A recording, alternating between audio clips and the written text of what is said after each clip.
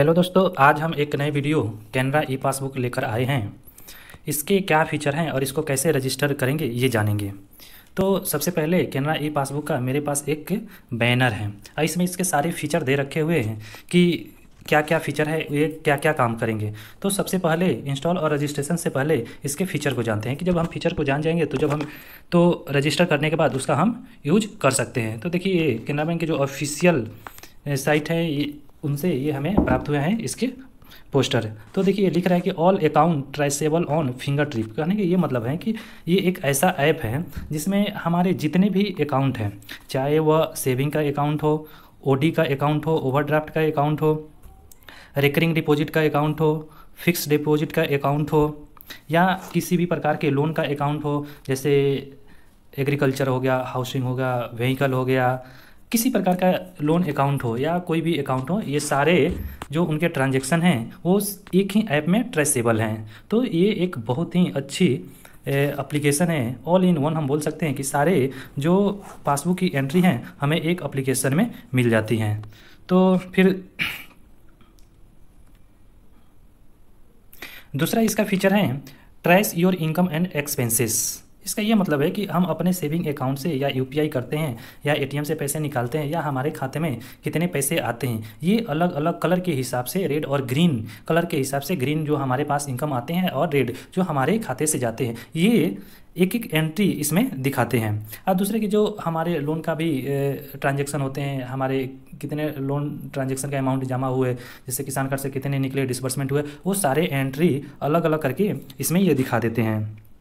तीसरा इसका जो सबसे अच्छी इसमें जो फीचर लगा वो है कि ये विदाउट इंटरनेट ऑफलाइन, ये ऑफलाइन भी एप्लीकेशन चल सकता है। वो सकता है इसका जो लेटेस्ट जो ट्रांजैक्शन है वो रीलोड नेट देने के बाद होगा, लेकिन जो हमारे पुराने सारे ट्रांजैक्शन हैं वो ऑफलाइन, ये आप लोग चलाकर देखेंगे कि ऑफलाइन भी ये एप्लीकेशन खुल जाते हैं और सारे एंट्री दिखाते हैं। तो ये इसकी एक अच्छी ऐप की विशेषताएं हैं।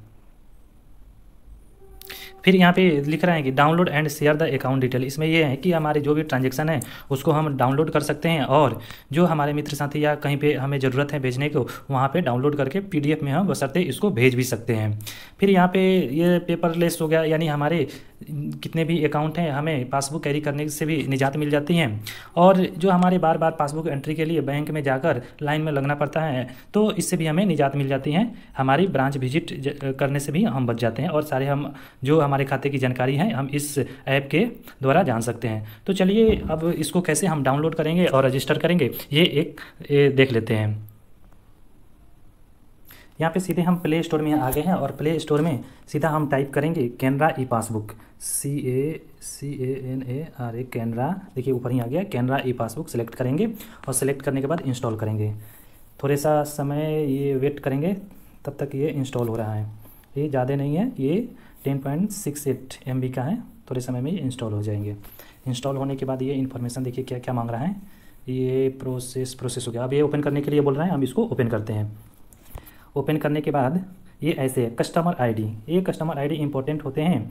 तो हमारे जो पासबुक होते हैं उनके फर्स्ट पेज पे कस्टमर पूरे फुल अक्षर में कस्टमर आईडी लिखा रहता है, सेम ऐसे ही लिखा रहते हैं जैसे यहाँ पे कस्टमर आईडी लिखा रहता है। तो वो अलग अलग डिजिट होते हैं, किसी कस्टमर का 5 डिजिट, 6 डिजिट, किन्हीं का 10, किन्हीं का 12 डिजिट ऐसे होते हैं। तो जो हमारा कस्टमर आईडी है यहाँ पे हम कस्टमर आईडी डालेंगे। फिर नीचे मोबाइल नंबर मांग रहा है, तो जो हमारा रजिस्टर्ड मोबाइल नंबर है, खाते में जो नंबर लगा हुआ है, ऐसे कस्टमर आईडी यूनिक होते हैं।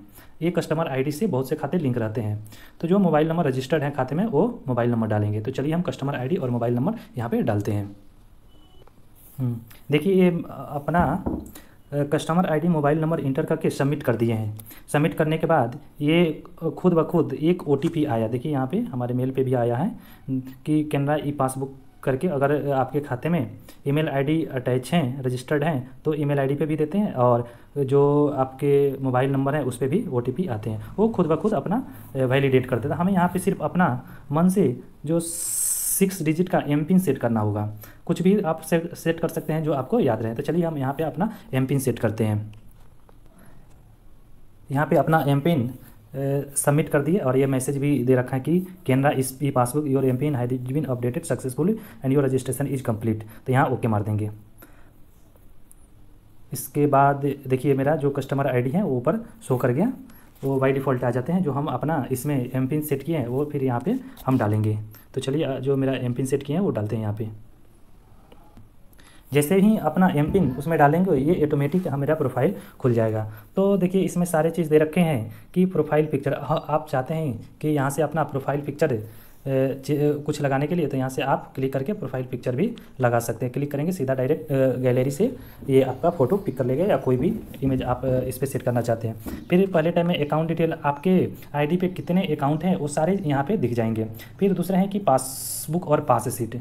तो पासबुक और पास शीट यानी जिस खाते का आपको पास शीट चाहिए यानी एंट्री देखना है, तो उस पर आपको इस पर क्लिक करेंगे तो खाते सेलेक्ट करने के लिए अगर एक खाते हैं तो एक को सिलेक्ट करना पड़ेगा और एक से अधिक हैं तो जिसको आप चाहेंगे उसको सिलेक्ट करके फिर ओके करेंगे तो आपका एंट्री दिखने लगेगा। ये पर्सनल लेजर होते हैं कि आप इसमें कितने खर्च करते हैं, कितने आते हैं, वो आप इसमें एंट्री कर सकते हैं। अगर आपको चाहते हैं कि हम अपना एमपिन चेंज करें तो आप यहाँ से एमपिन पे क्लिक करके एमपिन चेंज कर सकते हैं। ये कैलेंडर अपडेट किया है। ये इंपॉर्टेंट चीज़ है कि अगर आप घर पे हैं अब ब्रांच जाना चाहते हैं, अगर उस दिन आपको डाउट है कि ये मेरा ब्रांच खुला है कि नहीं खुला है, तो आप इस कैलेंडर को ओपन करके ये जान सकते हैं कि जहाँ मेरा खाता है, यानी ये तो स्टेट वाइज हॉलीडे डिक्लेयर रहते हैं, तो वहाँ जान सकते हैं कि आज के डे पे ये मेरा ब्रांच खुला है कि नहीं। अगर इसमें बता देगा, अगर खुला है तो बता देगा कि ब्रांच ओपन है, नहीं तो ये हॉलीडे यहाँ पर दिखा देगा।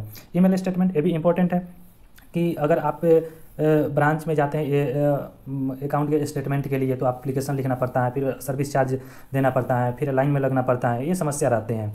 तो उससे निजात पाने के लिए आपको सिंपल से है, आप अपने खाते में ईमेल आईडी रजिस्टर्ड कराइए और फिर जैसे रजिस्टर करेंगे यहाँ पे आपको क्लिक करेंगे। देखिए क्लिक करके हम दिखा देते हैं।